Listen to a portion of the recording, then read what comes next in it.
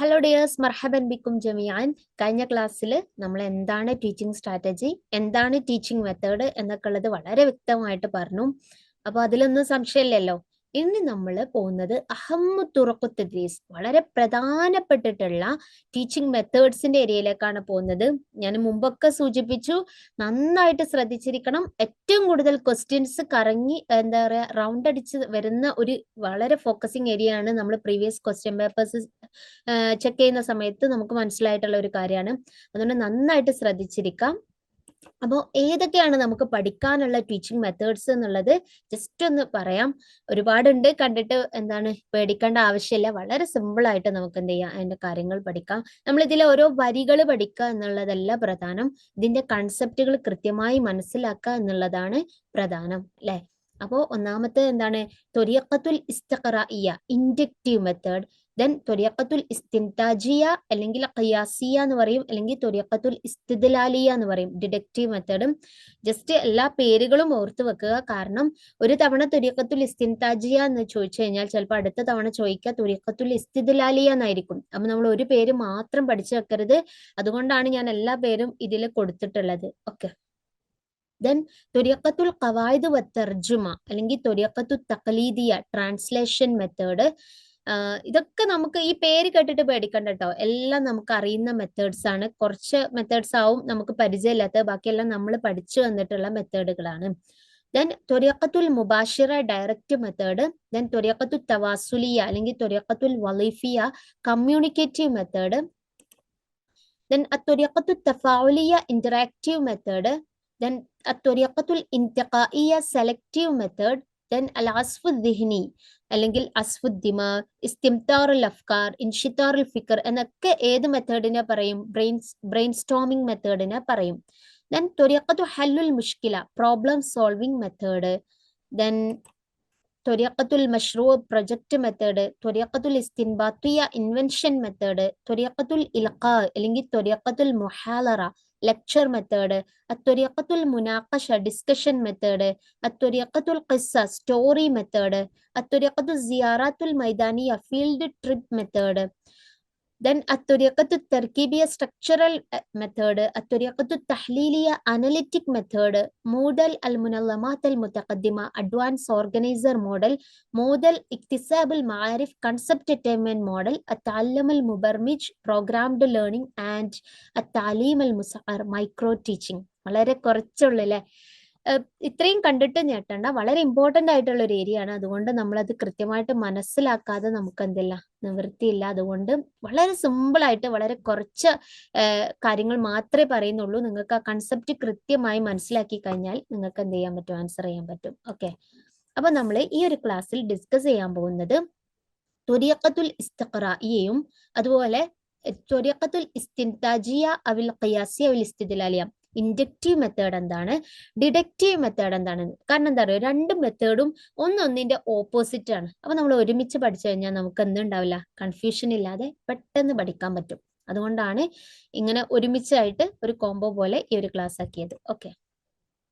അപ്പോൾ ത്വരീഖത്തുൽ ഇസ്തിഖ്റാഇയ, എന്ത് inductive method? Inductive method എന്ന് പറഞ്ഞാൽ ഞാൻ ആദ്യം അതിന്റെ കൺസെപ്റ്റ് പറഞ്ഞുതരാം.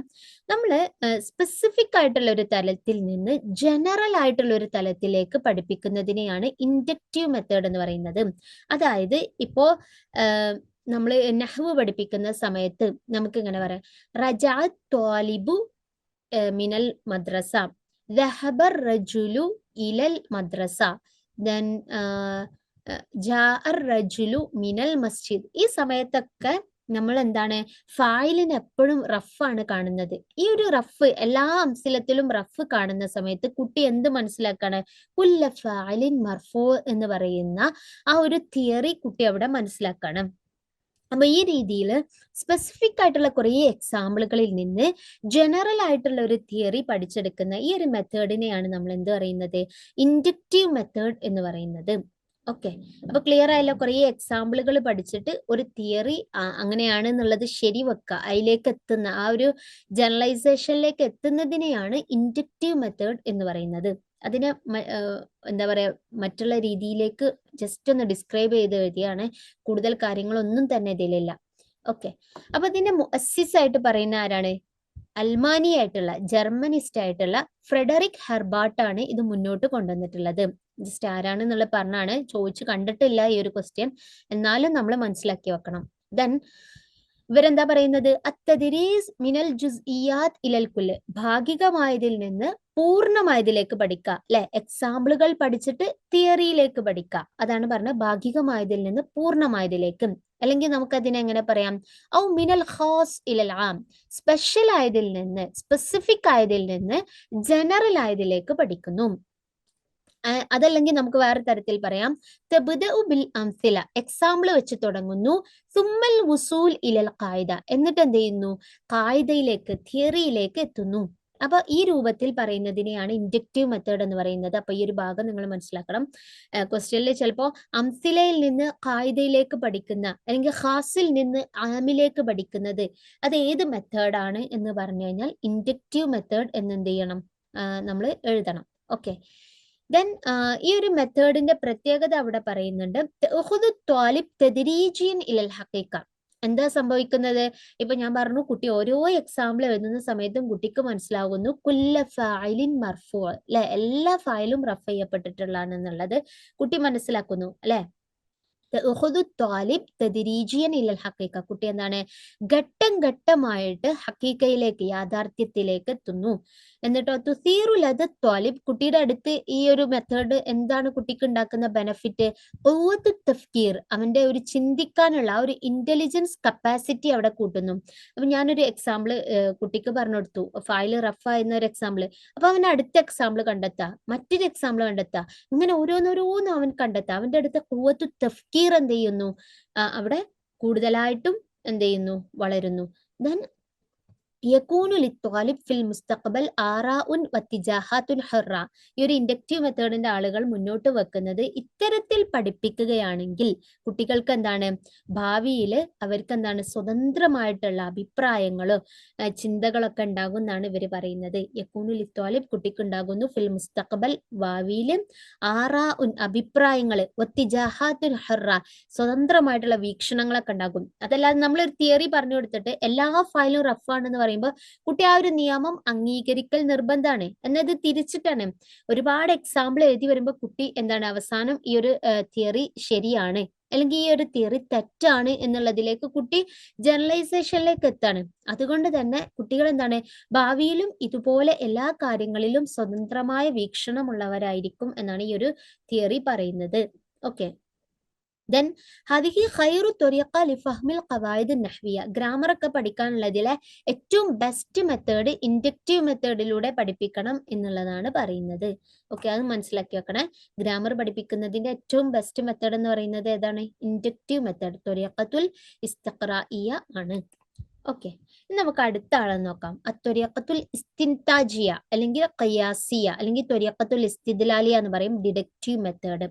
ഇത് അഖദമു ത്വരീഖത്തുൻ ഫി തദ്രീസിൻ നഹ്വ്, ഗ്രാമർ ഒക്കെ പഠിപ്പിക്കുന്നതിലെ ഒരു പഴയ മെത്തേഡാണിത്, ഡിഡക്റ്റീവ് മെത്തേഡ്. നേരത്തെ നമ്മൾ ഇൻഡക്റ്റീവ് മെത്തേഡ് എങ്ങനെയാ പറഞ്ഞത്, അംസിലയിൽ നിന്ന് ഖായിദയിലേക്ക്, സ്പെസിഫിക് ആയതിൽ നിന്ന് ജനറൽ ആയതിലേക്ക് അല്ലെ. അപ്പൊ ഡിഡക്റ്റീവ് മെത്തേഡ് നേരെ തിരിച്ച്, ജനറൽ ആയതിൽ നിന്ന് സ്പെസിഫിക് ആയതിലേക്ക്, ഖായിദയിൽ നിന്ന് അംസിലയിലേക്ക്, അങ്ങനെയാണ് ഉണ്ടാവുക. ഓക്കെ, അൽ ഇന്തിഖാൽ മിനൽ ഖായിദ ഇലൽ അംസില, അതായത് തിയറിയിൽ നിന്ന് എക്സാമ്പിളിലേക്ക്. കഴിഞ്ഞതിൽ എങ്ങനെ പറഞ്ഞത്, ഇൻഡക്റ്റീവിൽ എങ്ങനെ പറഞ്ഞത്, തബ്ദഉ ബിൽ അംസില സുമ്മൽ വുസൂൽ ഇലൽ ഖായിദ, അംസിലയിൽ നിന്ന് ഖായിദയിലേക്ക് എന്നാ പറഞ്ഞത്. ഇവിടെ എന്താണ്, ഖായിദയിൽ നിന്ന് അംസിലയിലേക്ക്.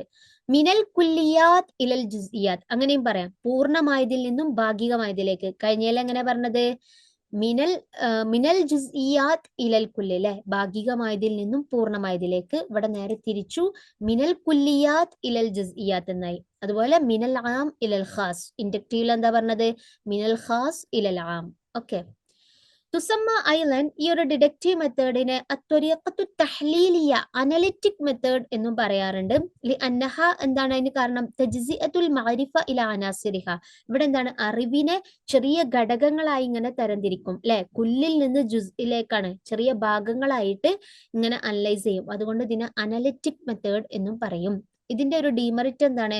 ലാ തുഷജ്ജു തുല്ലാബ് അലൽ ഇബ്തിക്കാർ. ഒരു ഇബ്തിക്കാറിനും ഒരു പുതുമയായിട്ടുള്ള കാര്യങ്ങൾ ചിന്തിക്കാനൊന്നും കുട്ടികളെ ഇത് മോട്ടിവേറ്റ് ചെയ്യില്ല. എല്ലാ തിയറി അങ്ങനെയാണെന്ന് പറഞ്ഞാൽ കുട്ടി പഠിച്ചിരിക്കണം. അങ്ങനെയുള്ള ഒരു മെത്തേഡാണ് ഡിഡക്റ്റീവ് മെത്തേഡ് മുന്നോട്ട് വെക്കുന്നത്.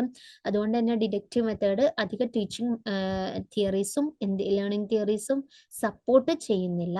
ഓക്കെ, അപ്പോൾ നമ്മൾ ഈ ക്ലാസ്സിൽ ഡിസ്കസ് ചെയ്തിട്ടുള്ളത് എന്താണ് ഇൻഡക്റ്റീവ് മെത്തേഡ്, എന്താണ് ഡിഡക്റ്റീവ് മെത്തേഡ്, തുരീഖത്തുൽ ഇസ്തിഖ്റായി എന്താണ്, തുരീഖത്തുൽ ഇസ്തിൻതാജി എന്താണെന്നുള്ളത് കൃത്യമായി പറഞ്ഞു. അത് പഠിക്കാനുള്ള ഒരു കണക്ഷനും കൃത്യമായിട്ട് പറഞ്ഞു. രണ്ടിന്റെ ഓപ്പോസിറ്റും ആണ്. അപ്പൊ നമുക്ക് പെട്ടെന്ന് തന്നെ മനസ്സിലാക്കാൻ പറ്റും. അപ്പൊ നിങ്ങൾക്ക് ഇത് മനസ്സിലായിട്ടുണ്ടാവും എന്ന് കരുതുന്നു. ബാക്കിയുള്ള ഓരോ മെത്തേഡ്സും നമുക്ക് ഓരോന്നായിട്ട് അടുത്ത ക്ലാസ്സുകളിലായിട്ട് ഡിസ്കസ് ചെയ്യാം. ശുക്രൻ ലക്കും.